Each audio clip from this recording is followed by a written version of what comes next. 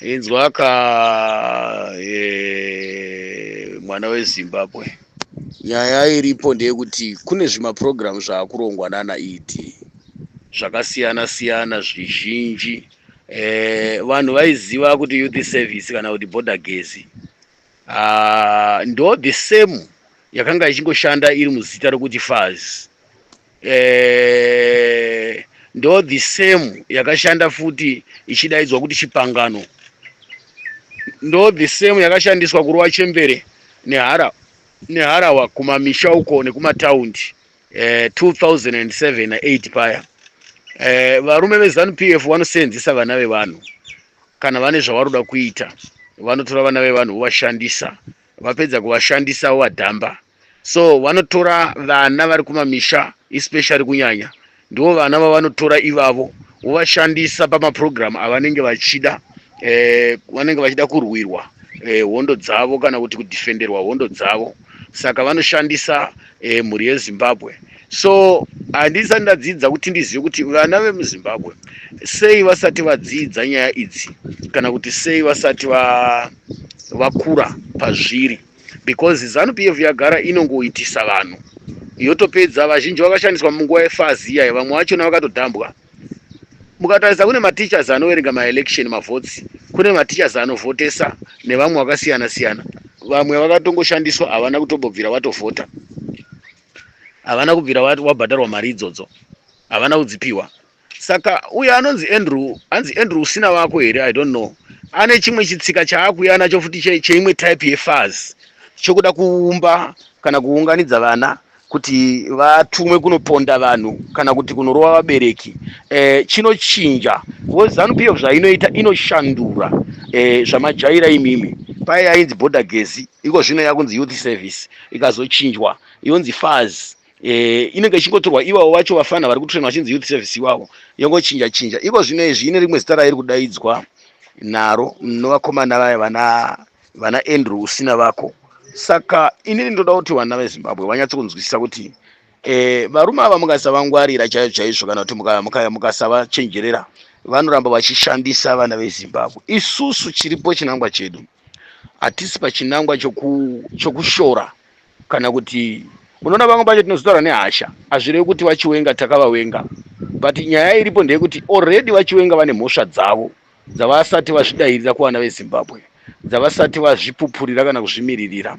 Saka izvozvo zvinotipa hasha dzakanyanyisa stereki, tichiona nyika mamiriro ayakaita, tichizoona vachiwenga vakanyarara kana kuti vasingabudisiwo kana kubuda pachena pamberi pevanhu kana kubudira pachena, kana kuti ivo pacho zvavo vasiri kuronga kana kuita zvinhu zvinobuda. Even vageza chaivo hatina kumbovawenga isu wana baba Chinogurei, tinotovada stereki zvinhu zvavari kuita izvozvo. But nyaya inozopa kuti titadze kutaura kana kuti titsamwe kana kuti hasha, inyaya yekuti zvinhu zvavanotaura vanoita sokunge vanda kutesta pfungwa dzevanhu kana kuti kuda kushandisirana hondo dzavo kuvana veZimbabwe kuti vatsvake kununurwa nekuchenurwa kana kuti kuyananisirwa. Handii muri kuzviona ka? Saka izvozvo zvinhu izvozvo zvinotirwadza, vamwe zvinotibata kuti seiko vachitaura zvinhu zvisingabudi, zvinhu zvisinganike, zvinosiya vana veZimbabwe vari pano vana nzombe. Saka vana Andrew usina vako vatanga futi chirongwa ichocho. So tinokumbirawo vana Jolas, mutibudisirewo zvinhu izvi pamhepo, mutitsurirewo murume anonzi Andrew usina vako uyu kuti ngaakwane kukwana chaiko chaiko. Andrew uda kushandiswa futi, paya pakashandiswa uyu anonzi aniko uyu anga ari kuwenhengirikini uyu akaritaya kuumba FAS.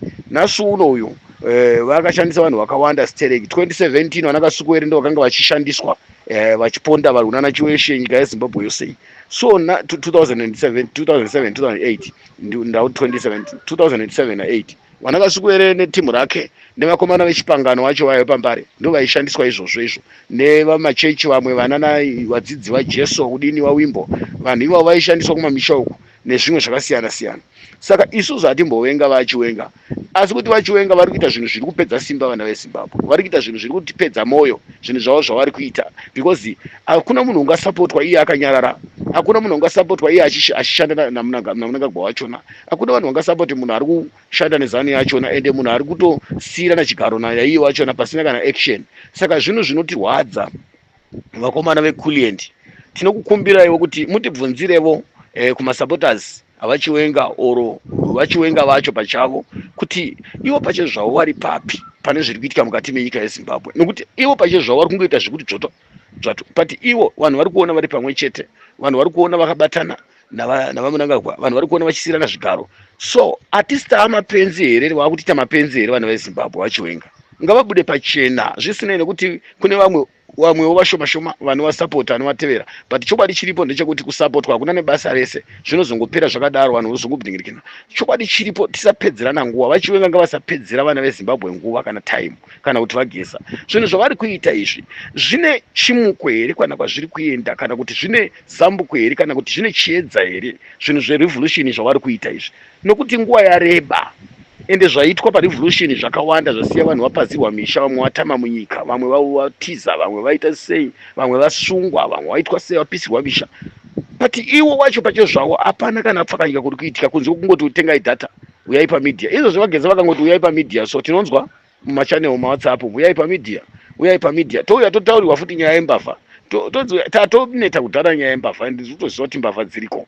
But chokwadi chiripo isitaifunza kuti vachiwenga kana kuti vageza kuya kwavanoita, vanenge vachitaura kuti varume chachaya handei musango, kana kuti varume munhu wese murodhi. Ivo pachavo vakati munhu wese murodhi, I think vanhu vanogona kupinda murodhi than someone zvake ane channel yake zvakaita nyoka yemabhunu zviyana nanhingina namudzingwa vaita zvavaita paya. So ivo pache zvavo varume ava vana chiwenga ngavabude pachena, ngavasambopomerawo bato rinopikisa kana chamisa. Ivo ngavave vanosumudzira nyaya yavo, nokuti ndo vanoziva pavakasiyira nyaya yavo musi wawagadza Mnangagwa. Handiti mazviona? Saka chokwadi chiripo ndechekuti vana Andrew Usiwakwa Andrew wati uyo ngavasiyane nezvekuda kutsvaga vana vadiki izvi, ende dzidzai kuti mutsiure vana Gambakwe, vana Chatufa, vana Jolas, vana Kuliendi and other channels, TVs, channels, sessions and what channels, media and all medias.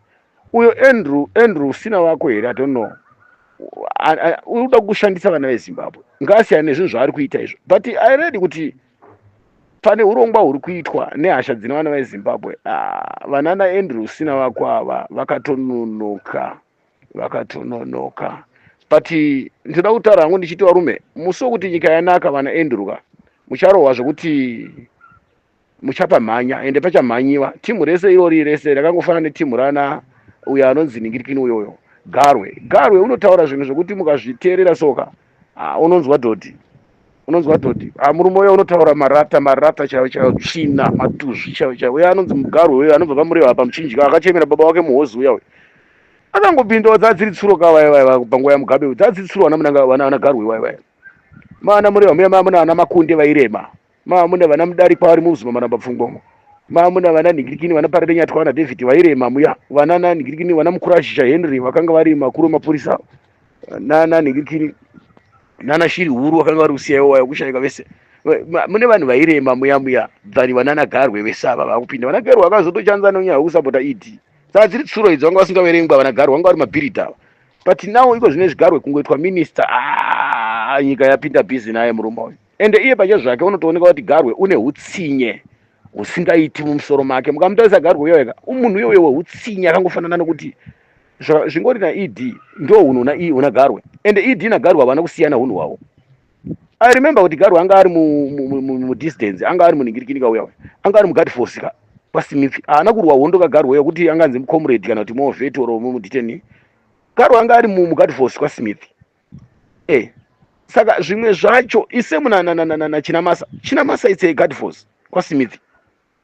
Chinamasa it's not a war veteran. Chinamasa tsega inorondo yaChinamasa mone, it's a guard force. Sechai vanosecha munyatso kuona chaizvo kuti nguva yehondo akanga ari papi, ari kupi. Saka vana Garwe mukamutarisa Garwe pache zvake uya anotoratidza kuti inyoka chaiyo, mhungu chaiyo musoro wake, kana kukangomutarisa zvaari so. Garwe unotaura matuzvi kanditamani uya unotaura tsvina kandondo mani munhu uya mani munhu uya unoziva unotanga uchamusvipira kana munhu uya kana unoziva unotanga uchatora chidhina uchimurova akamira paya kungoti chete vanenge vachipuhwa security nanaiti.